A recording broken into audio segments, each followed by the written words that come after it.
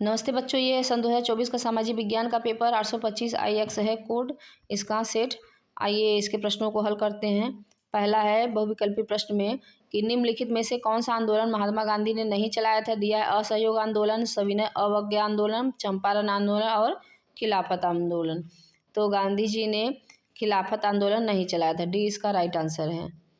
आगे है 1789 में फ्रांस में राष्ट्रवाद की प्रथम अभिव्यक्ति का क्या परिणाम हुआ था। दिया है फ्रांस की क्रांति, नेपोलियन का उदय, जर्मनी का एकीकरण और निरंकुश गणतंत्र का प्रारंभ। तो इसका राइट आंसर है ए, फ्रांस की क्रांति।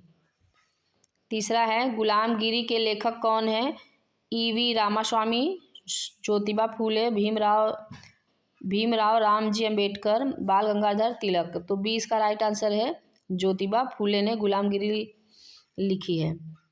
1929 की महामंदी का प्रमुख कारण क्या था। दिया है कृषि क्षेत्र में अति उत्पादन, कृषि क्षेत्र में न्यून उत्पादन, बेरोजगारी, प्रमुख बैंकों का धाराशायी होना। तो इसका राइट आंसर है डी, प्रमुख बैंकों का धाराशायी होना।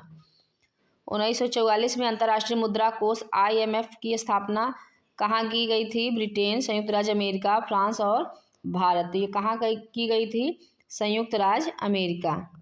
बी इसका सही है। श्रीलंका में निम्नलिखित में से कौन सा समूह अल्पसंख्यक है।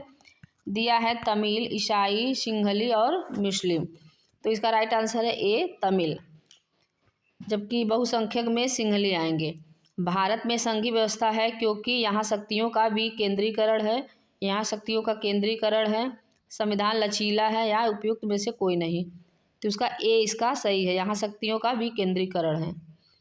आठवां है निम्नलिखित में से कौन सा संघीय राज्य नहीं है।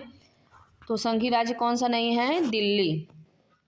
सी इसका राइट आंसर है। निम्नलिखित में से किस व्यवस्था के लिए राजनीतिक दल आवश्यक शर्त है। तो लोकतंत्र। बी इसका राइट आंसर है। लोकतंत्र में राजनीतिक दल की आवश्यकता होती है। निम्नलिखित में से किसका संबंध लोकतंत्र से नहीं है। जनमत है, राजनीतिक दल है, उत्तरदायी शासन है और बहुसंख्यकों का शासन। तो डी इसका राइट आंसर है। 11वां क्वेश्चन, निम्नलिखित में से कौन सा खनिज धात्विक है। डी इसका राइट आंसर है लौह अयस्क। कपास की खेती के लिए कौन सी मिट्टी उपयुक्त होती है। तो कपास की खेती के लिए काली मिट्टी उपयुक्त होती है। ए इसका सही है।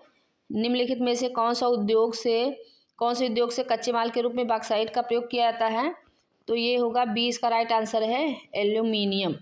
14वां है निम्नलिखित में से किसको सेवा क्षेत्रक भी कहा जाता है। तो तृतीयक क्षेत्रक को सेवा क्षेत्रक भी कहा जाता है। 15वां है सार्वजनिक क्षेत्रक तथा निजी क्षेत्रक के विभाजन का आधार क्या है। तो इसका सी राइट आंसर है, उद्यमों का स्वामित्व। एजेंडा 21 का संबंध किससे है। तो एजेंडा 21 का संबंध सतत पोषणीय विकास से है। डी इसका सही है। 17वां है उपभोक्ता सुरक्षा अधिनियम कब बना था। तो ये बना था 1986 में। सी इसका सही है। बांग्लादेश के ग्रामीण बैंक की शुरुआत कब हुई थी। तो इसका राइट आंसर है 1970 में। सी भी इसका भी सी सही है। निम्नलिखित में से कौन सा जैव संसाधन है। तो मत्स्य पालन ये जैव संसाधन है। 20वां है निम्नलिखित में से किस देश का मानव विकास सूचकांक सर्वोच्च है। तो नेपाल का है। डी इसका राइट है। फिर आगे ये सब प्रश्न खंड ब के अपने से करने हैं। किस तरह के देखिए प्रश्न आए हैं कि भारत की आर्थिक राजनीतिक स्थिति पर प्रथम विश्व युद्ध के प्रभाव का विश्लेषण कीजिए, या प्रौद्योगिकी ने किस प्रकार वैश्वीकरण की प्रक्रिया को बढ़ावा दिया है, किन्हीं दो कारण की व्याख्या कीजिए। दूसरा क्वेश्चन दिया है लोकतंत्र सभी सामाजिक, आर्थिक और राजनीतिक समस्याओं का समाधान करता है, इस कथन के तर्क सहित पुष्टि कीजिए। और राजनीतिक दलों के 4 प्रमुख महत्वपूर्ण कार्यों का उल्लेख कीजिए। इस तरह ये सब प्रश्न हैं। सब ये प्रश्न अच्छे से पढ़ेंगे। आगे इसके बाद हम लोग मानचित्र देखेंगे। निम्नलिखित स्थानों को भारत में के दिए गए रेखा मानचित्र में दर्शाना है। तो पहला क्या है, लिखना, नाम भी लिखना है। तो वह स्थान जहां भारतीय राष्ट्रीय कांग्रेस का अधिवेशन सितंबर 1920 में हुआ। तो ये कहाँ हुआ था, ये कलकत्ता में हुआ था। दूसरा है वह स्थान जहाँ महात्मा गांधी ने नमक कानून तोड़ा था। तो नमक कानून दांडी गुजरात में इन्होंने तोड़ा था। वह नगर जहाँ जलियांवाला बाग हत्याकांड हुआ था, ये हुआ था अमृतसर में। चौथा है वह जनपद जहाँ चौरा चौरी की घटना हुई थी। तो ये हुई थी गोरखपुर में। वह स्थान जहाँ महात्मा गांधी ने किसान सत्याग्रह आंदोलन चलाया था। तो ये चंपारण बिहार में चलाया था।